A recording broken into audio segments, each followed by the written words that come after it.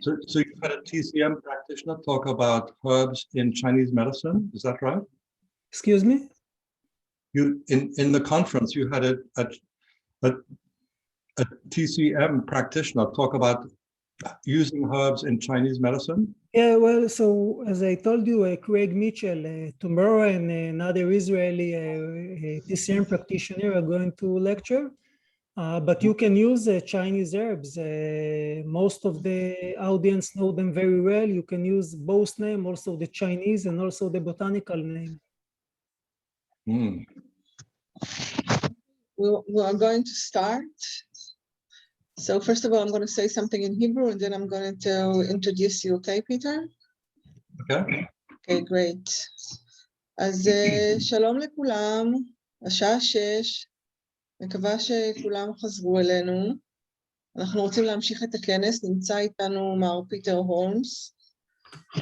הוא ירצה בנושא המסקנה האבחנתית, הטיפול הצמחי האינטגרטיבי, במערכת העצבים, ובהפרעות במצב הרוח. מקווים שתנו. Mr. Holmes, you may start. Okay. So I want to welcome everybody to this to my talk on using herbs for the nervous system. I'm really honored to be here at this conference, and I want to thank Yaniv Mosiano for inviting me at this big conference. And I'm especially excited about it because I understand that you already had different speakers with giving you different perspectives. Simon Mills from England giving you the modern phytotherapy perspective, a practitioner of Chinese medicine talking about the Chinese way of using herbs. This is very interesting to me, and I think will hopefully will help you understand my approach. So my approach to using herbs and any herbs, whether it's Western herbs, Chinese herbs, Middle Eastern, Indian, is to combine traditional systems of medicine, especially Chinese medicine, which is highly developed, with modern insights, modern insights of physiology and pathology. So I decided to focus on an aspect of treatment that is often overlooked, and that is the fact that we need to, before we treat, we need to make a diagnostic conclusion.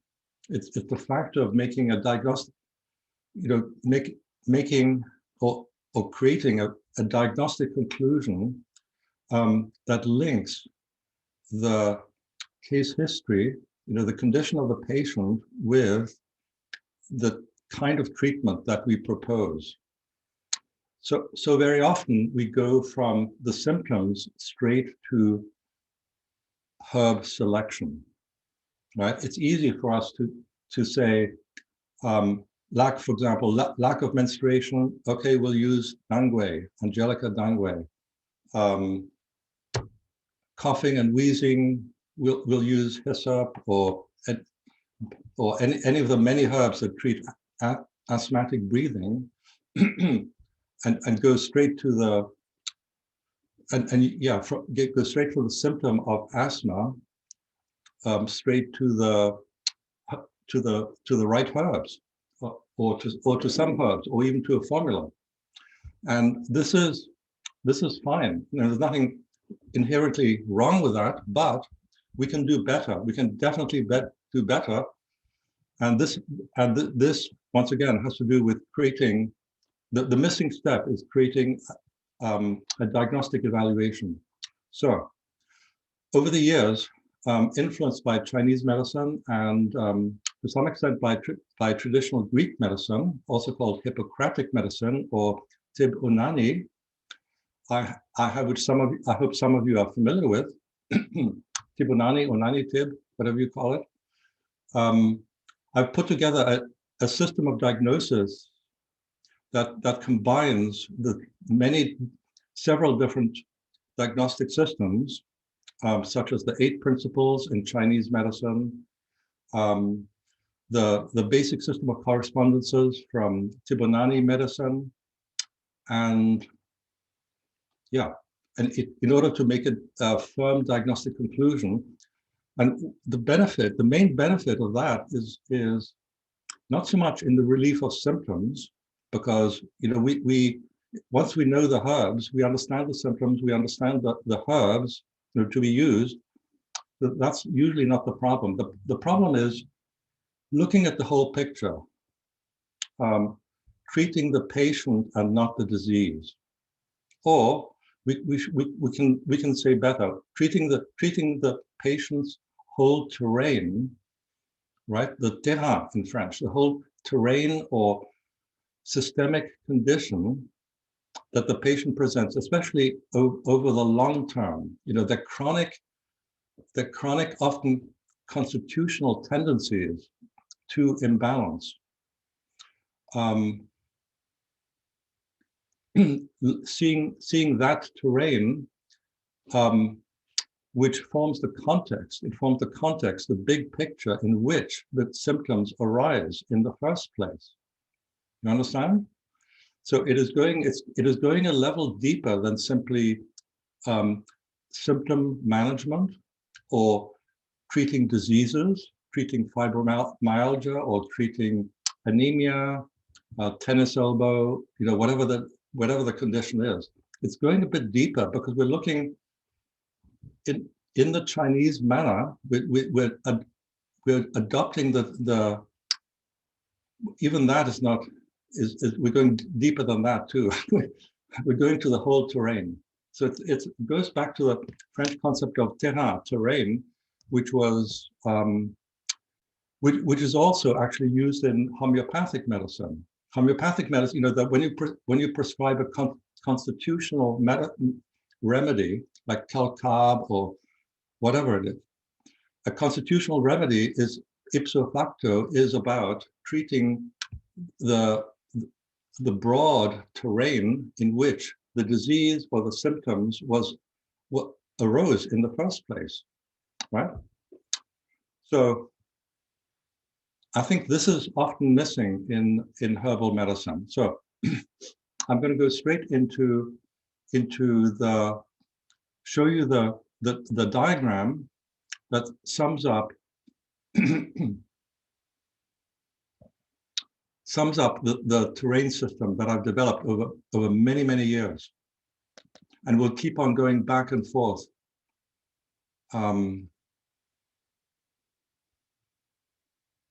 From this. Actually, you know what? Before we do that, let's look at let's look at the traditional Hippocratic terrain system, because I think we feel very comfortable with that. And again, some of you may be using this. I'm not. I have no idea. So this is to get us, so to speak, in the groove or in the mood of how we think about the terrain. So this is the 4-element system of traditional Greek medicine, also known as widely known especially in India, Pakistan, as Tibonani medicine, right? Firstly, we have the 4 elements. So this is a system of correspondences. It's a harmonic system. So it's similar to the Chinese 5-element system, right?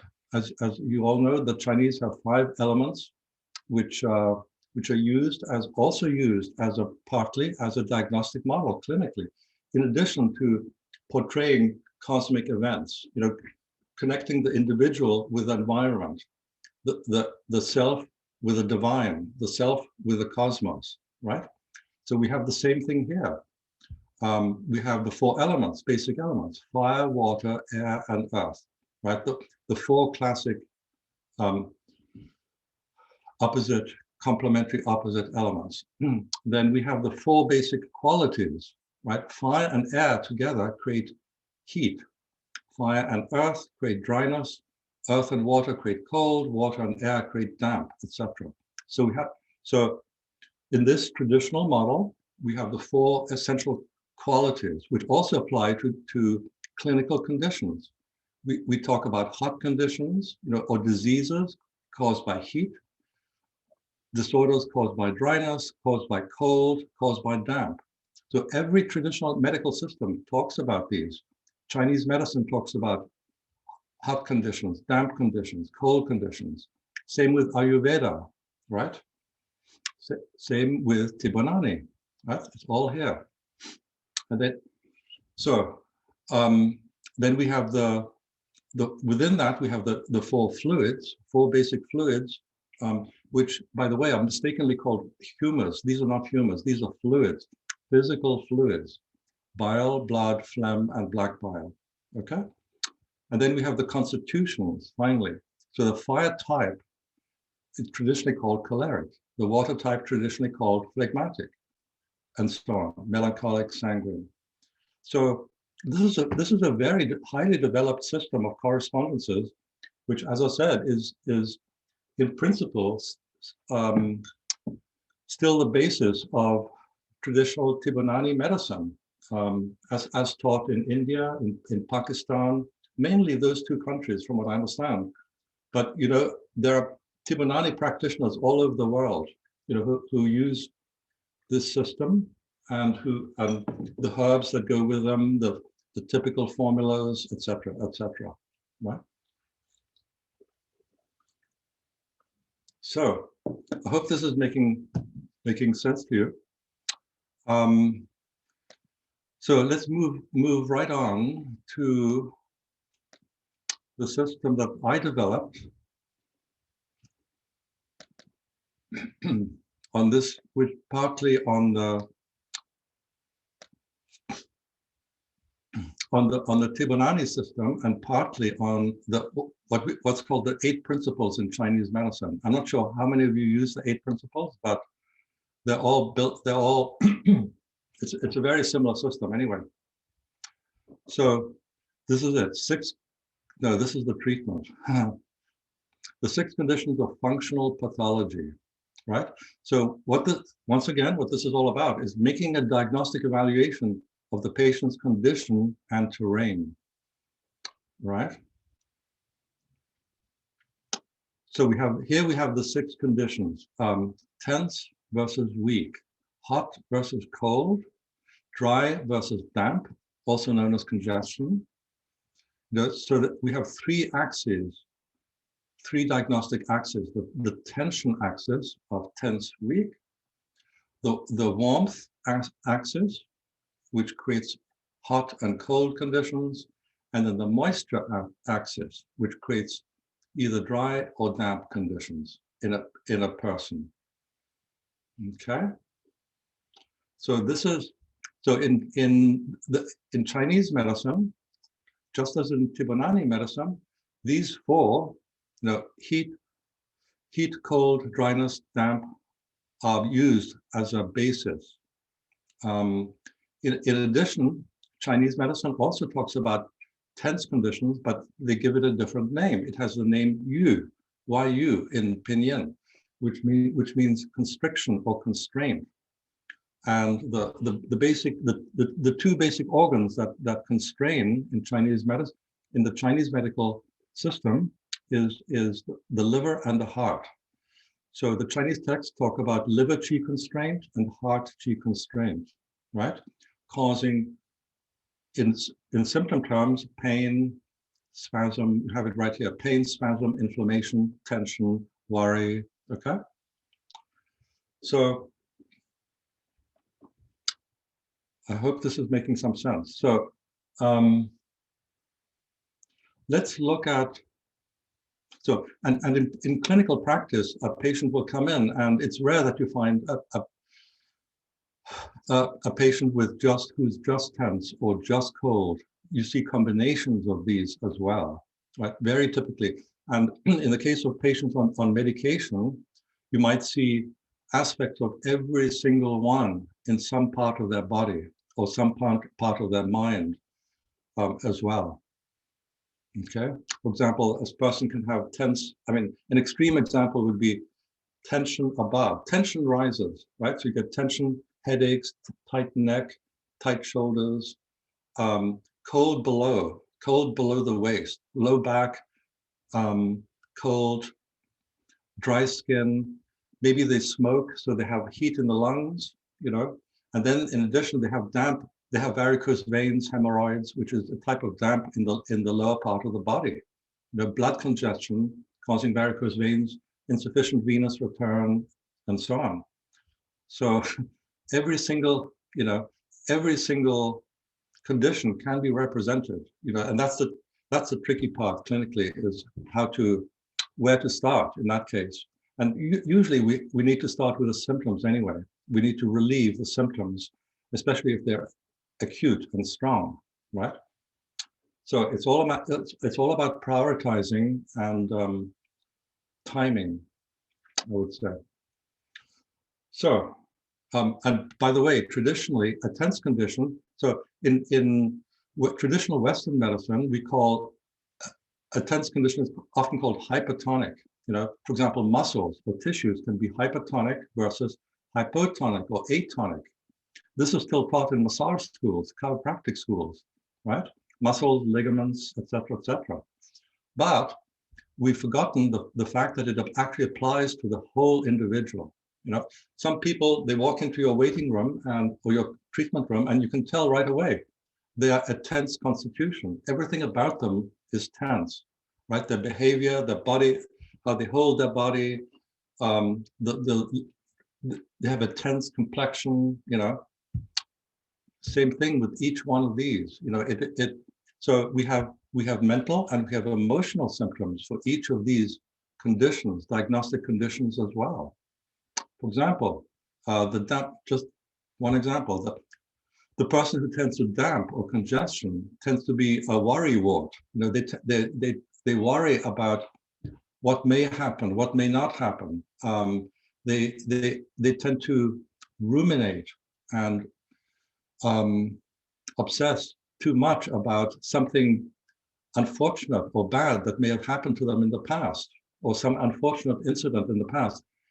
It's difficult for them to get over negative events that occurred in the past, for example. This is typical of the damp personality, you could say. Okay, so this is very deep. This goes very, very deep.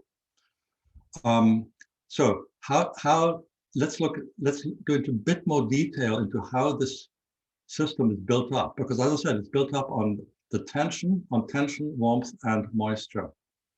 So let's look at that.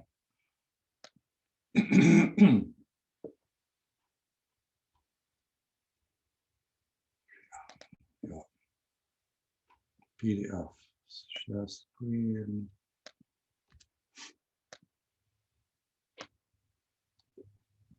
So here we have so this is the 3 elements and 6 conditions. So this is the tension element, right? So tension, what we seek is healthy balance between excessive tension and insufficient tension. Everything in life has a tensile strength. Okay. A tense condition is when, so tension and relaxation are yin-yang pair, right? Tension and relaxation. It's like a wave in the ocean is created by an increase of tension, and then the wave breaks. That's the release of tension, right? Tension, relaxation, smooth alternation, okay? We can call relaxation also slackness, okay? Relaxation sounds a bit too positive for us nowadays, but so think of it as, we often think of relaxation or slackness as lack of healthy tension, okay? Healthy tension is good, okay? So the characteristics of healthy tension are something needs to be strength, resilience, but flexible and yielding to changes over time, okay? So for example, vegetation, trees, and especially bamboos and palm trees are, to me, a wonderful emblem and almost impersonation of tension, because the bamboo especially, bamboo has incredible tensile strength. They build houses with them, churches, temples, you know, and yet it's flexible. It sways with the wind, you know. So that's a classic example of high quality, healthy tension, right?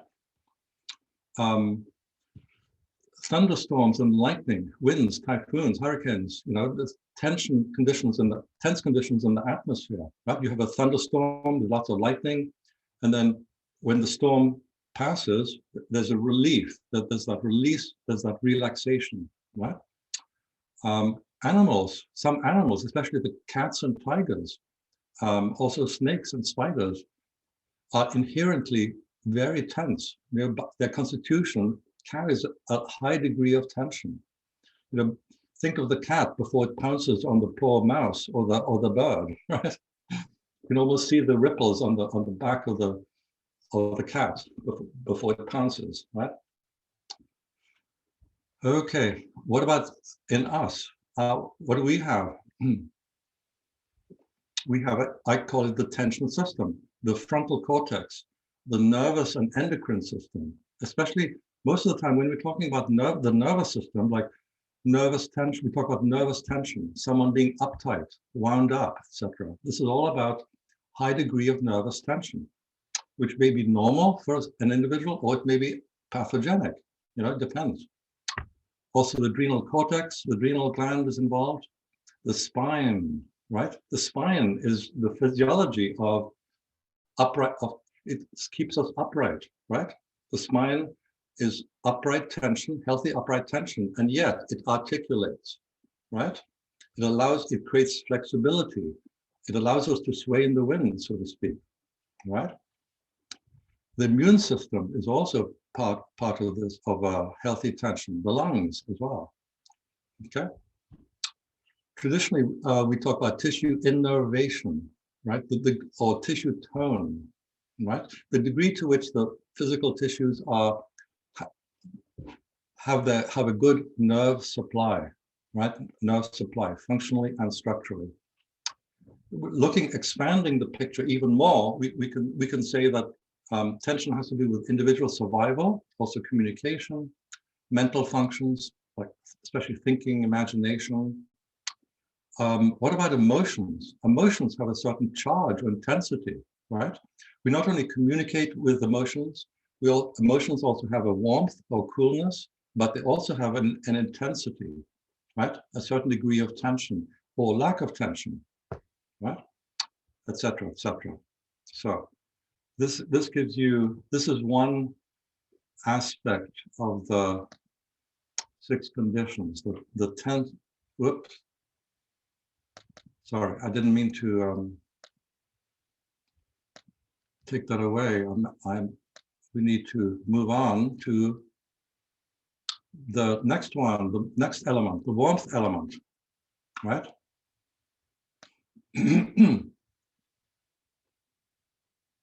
So this is, yeah, so every traditional medical system talks about either a hot condition or a cold condition. What is this? It's the healthy alternation of warmth and coolness, right? And here we're talking about not just warmth and coolness in the body itself, but especially in relation to an environment. And this is why we have a highly developed circulatory system, right? Which for example, we can generate warmth inside. We can create coolness outside by vasodilation, for example, in hot weather.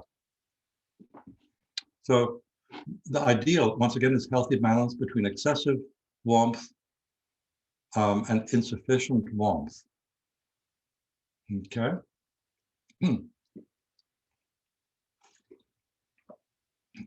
So what's really important with the warmth system is constant, stable, consistent internal degree of warmth, right? The blood itself has to be maintained at a very strict internal temperature, right? Did you know that over 80% of energy production in the cells contributes to maintaining the blood temperature? Yep, this is how important warmth is. So it needs to be stable in the interior, the milieu intérieur, but as I said, adaptive to changes in the environment. And that's the trick we need to perform. And that achievement is achieved mainly by mammals, not just humans, but especially bears and whales, for example. Bears are able to hibernate without food or drink and stay warm in the middle of winter, for example, in Alaska, for many weeks and months on end. So they're like big ovens that store warmth in their system. So they have mastered the warmth element to a high degree, right? In nature, obviously, you can see examples of warmth: heat, fire, volcano, thermal springs, etc. So let's look at the human warmth system. We're all familiar with the blood circulation, but wait, there's more to it. It's not just simple.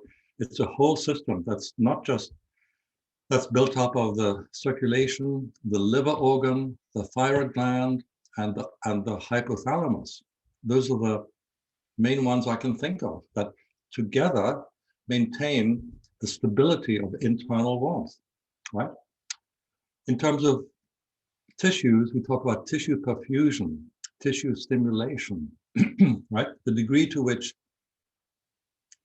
warmth supply through the blood, through peripheral circulation, is able to perfuse the tissues with warmth and nutrition, right?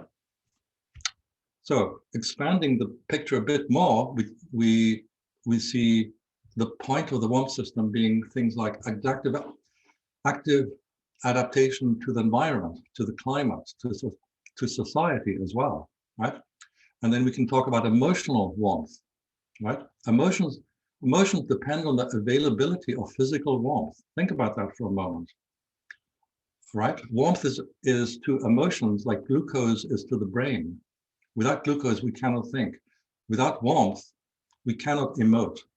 We cannot feel emotions. So when a person becomes cold, they stop feeling.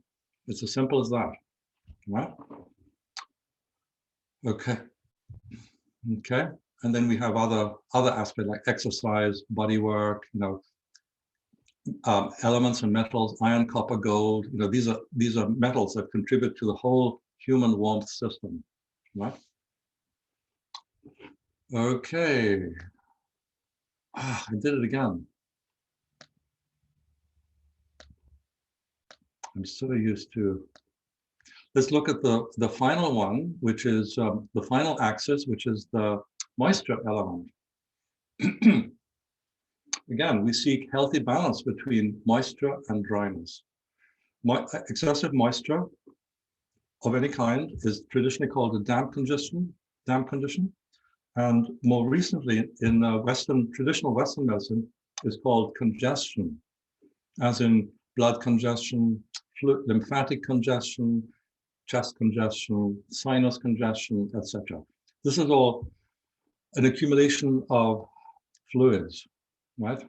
So, and that energetically, in energetic medicine, this translates as damp. So the characteristics of healthy moisture in general are to permeate widely, but moisture has to keep flowing. It has to flow, circulate, and spread. Think of water. Think of rivers and streams, right? They flow, they spread, etc. Okay? Water, raining, snowing, rivers flowing, dew, ice, right? Certain plants have mastered how to survive with very little moisture, like desert plants, cactuses, trees, like the argan tree in North Africa. Animals that are masters of moisture, camels, dromedaries, they can walk in the desert for days, I don't know how long, without any, because they store moisture, water. Okay. The human fluid system.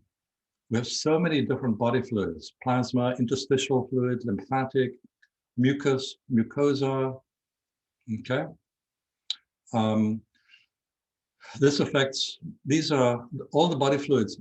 The various body fluids are intimately connected with these particular organs, especially the lungs, the kidneys, the spleen, and the liver. The lungs are especially vulnerable to changes in moisture, right? If they become too dry, you feel thirsty, the throat becomes dry. You see that in people who smoke, you see that in people who suffer from the dry climate. But or when the lungs become too wet, then there's overproduction of mucus, and that causes phlegm or sputum, right? So the lungs are the one organ that are intimately connected to both the body's interior and the exterior, right? Like a gateway between the inside and the outside. Really interesting. The kidneys too. The kidneys are actually the hottest organ in the body physiologically, and this is partly what allows them to take the blood apart every 3 minutes. They take the blood apart and put it together again. Phenomenal, you know, etc., etc. So, in terms of local tissues, we talk about tissue hydration, right? The healthy tissue hydration, and I dare say none of us drink enough water, right? We understand that now, the importance of drinking good quality, clean water, not tea, not coffee, just plain vitalized water, right? To keep everything hydrated, okay? The body fluids also obviously important in nutrient absorption and waste elimination. And emotions also need to flow like water. So emotions have an intensity, they have a tension, degree of tension, which we feel in our bodies. When someone is emotionally tense, we feel it. We may not be able to put our finger on it or just talk about it, but we can feel it, right? Emotions also have a degree of warmth, like we feel warm to someone, we feel cold or distant to someone else. But in addition, emotions need to flow like water. They cannot get stuck. If they get stuck, if we hang on to emotions that are no longer relevant, then problems arise. We call this emotional stagnation, right? And that causes distressed feelings like guilt, jealousy, hatred. You know, just look at the news, you know what I'm talking about. So this is the principle of moisture, of damp, applied to the emotional level. So this is the beauty of the system. It applies to every level of the human being. You know? It's all interconnected. Okay. So we have rebounding exercises, excellent for the fluid system. We have lymphatic drainage massage, aroma acupuncture therapy, and then minerals like calcium, magnesium, lead, etc., etc. So I hope that gives you some idea of how this how the sixth condition chart is built, diagram, you know, is built up. So here we have it again, the tense weak axis, you know, excess meaning tense, hypertonic condition, excessive tension versus insufficient tension. Excessive heat, which traditionally is sometimes called a hyposthenic condition, versus cold, which is lack of healthy warmth, right? Cold actually doesn't exist. Cold is simply a lack of warmth. traditionally sometimes called a hyposthenic condition. And then you have the fluid system, tissue hydration axis, dryness versus damp, congestion. Okay. So,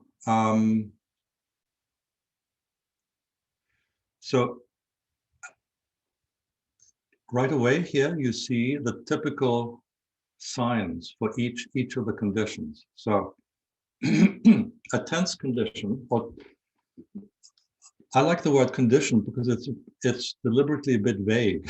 A condition can be a disease like anemia or irritable bowel, syndrome, or it can be it can be a pattern. The condition is the main thing that's presenting. So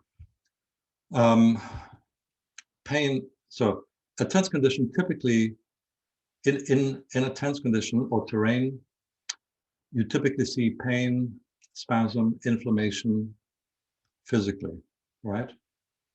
So you see, for example, you see this in musculoskeletal disorders, fibromyalgia, rheumatic conditions. You see rheumatic conditions where there's tension and cold, for example. With cold skin, the person feels cold as well. You can see local inflammation and then systemic cold as well, right? So it's a combination of tense and cold. Anyway, this is a quick checklist of key symptomatology for each condition. Okay. On the emotional level, tension and worry are two key symptoms for the tense individual, right? Tension, which, as I said, can be in the body, it can be emotional tension, it can be any kind of tension you can think of.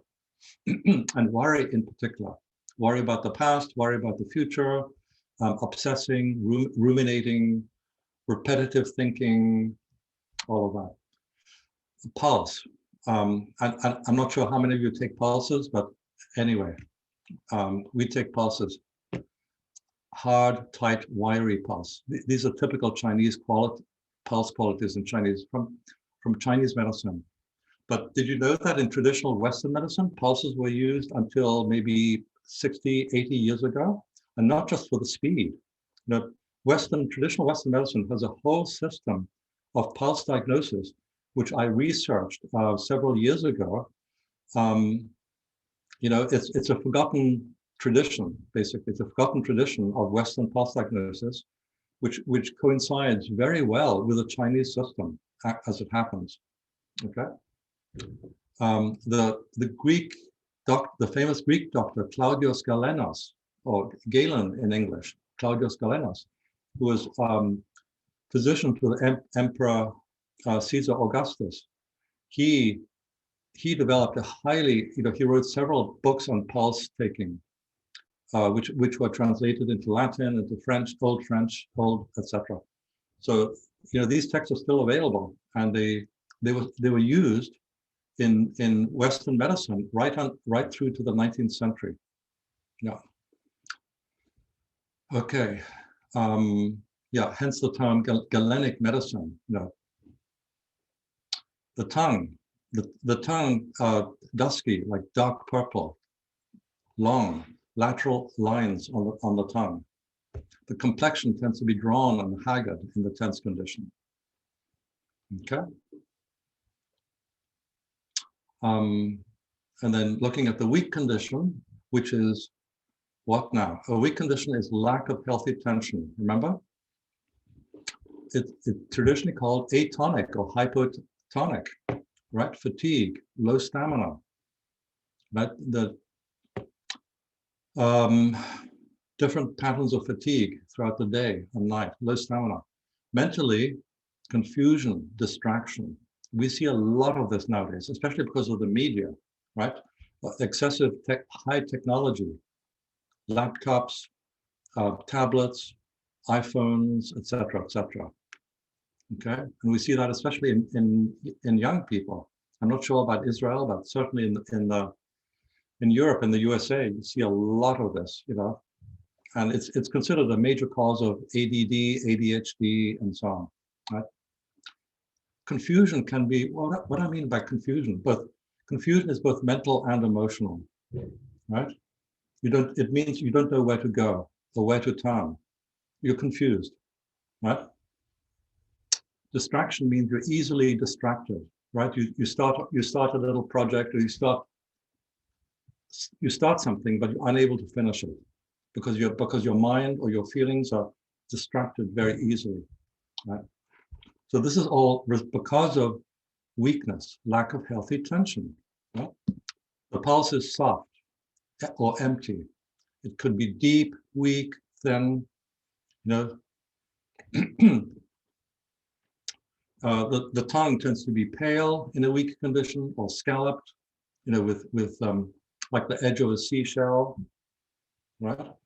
It can be flaccid, trembling, right? It's lacking tone. The tongue itself can be lacking tension, in which case it trembles, right? So lack of healthy nerve supply, once again, right? Simple as that. Pale because of lack of nutrition, lack of blood, right? And so on. The complexion tends to be flat, droopy, right? The energy of weakness is dropping down. The energy of tension is rising up to, excessive tension makes the energy rise up to the head. This is why we get tight shoulders, tight neck, tension headaches, etc. Right? The energy of weakness is collapse. Things drop down, they collapse. Right? Okay. I hope this is helpful. So let's look at the hot-cold axis, which is, as I said, used a lot in all traditional medical systems. Hot and cold is very important. So a hot condition is typified physically by warm skin, perhaps a fever. The person feels hot, you know, subjectively. They might be agitated. The two forms of heat on the mental emotional level, which we also call shen, but in Chinese medicine. Some of you may be familiar with the concept of shen, which just means the psycho-emotional level, is on one hand agitation, right? The mind and the emotions are agitated, restless, irritable. On the other hand, there might be exhilaration, which you can also call euphoria, excessive euphoria. You see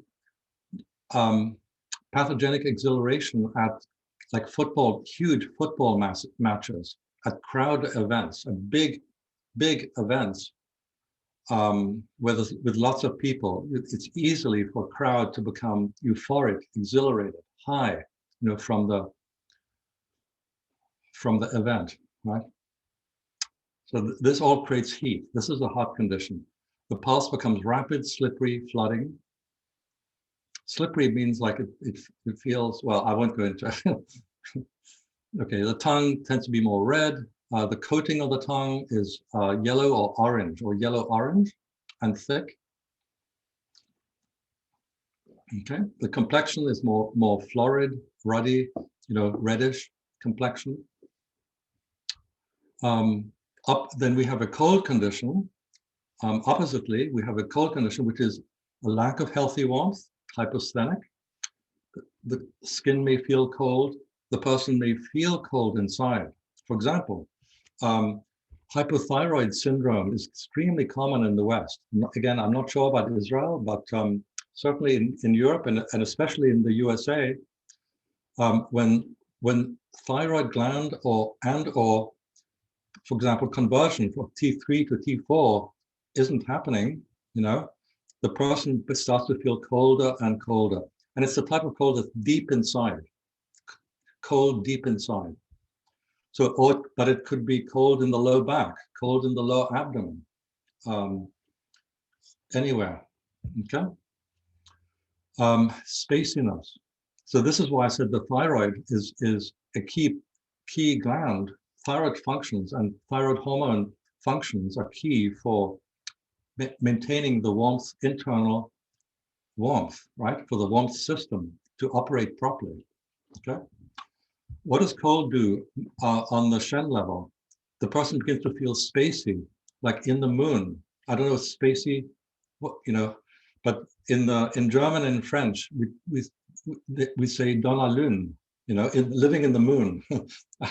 I don't know if you have that expression in Hebrew. Like they can't focus, inability to focus properly, right? With also withdrawal. The energy of cold is partly a withdrawal inside. It's not so much a collapse like a weak. Weak makes things collapse. Cold makes things go inside. Like the cold, emotionally, a cold person is withdrawn. They don't like to talk. It's sometimes difficult for them to express themselves. You know, they lack the ability to fully express, you know. Often we see a cold patient in clinical practice brought in by a family member. It's the family member that persuades the daughter or the mother to come in and get treated because they're too shy, you know, they're too withdrawn to come in to seek help, basically. And this is a problem, you know. Now, I talked about the energy. Cold also makes the energy slow down. So a cold person tends to talk slowly like this, slow. Heat speeds up.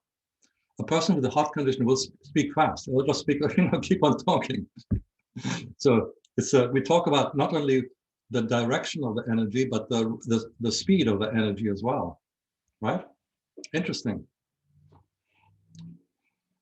Okay, the pulse is literally slow. Talk about speed, right? The heat creates a rapid pulse. A cold condition creates a slow pulse, sometimes knotted. Knotted is a slow, irregular type of pulse, that's all. It doesn't beat regularly, but it stops and starts. The tongue becomes pale because of a lack of nutrition, blood supply. The coating is white. The complexion is pale, maybe with a bluish tinge. The two colors associated with cold is white and blue. White and blue. Whereas the color associated with heat is obviously red, right? Okay. So let's finish up with the make a sense of this. Now, I think this is a good time to take questions if there are any. We've covered a lot of ground already, and I want to. So I'm open to taking questions. Any questions that may arise right now?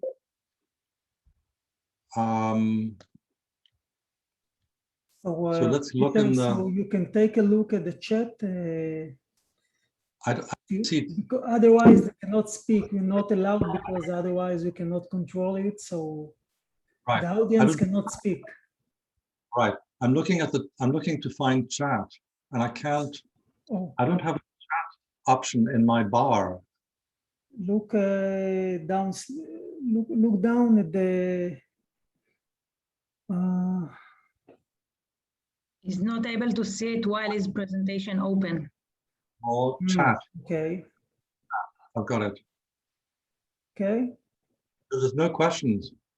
No, There's okay, just one. Okay. So maybe we will we'll give them time to ask questions until the end of the lecture, and then you can answer everything. Let's take a 10-minute break here. No problem. Let's take 10 minutes, and then because I don't want to shortchange this access. Okay, so I'm just moving to Hebrew. So on the hour, we can start again on the hour. Make sense? Yeah, no problem. 7 o'clock p.m. and it's going to be 9 o'clock a.m. West Coast time. Yeah. Okay, we'll see you in a bit. Okay.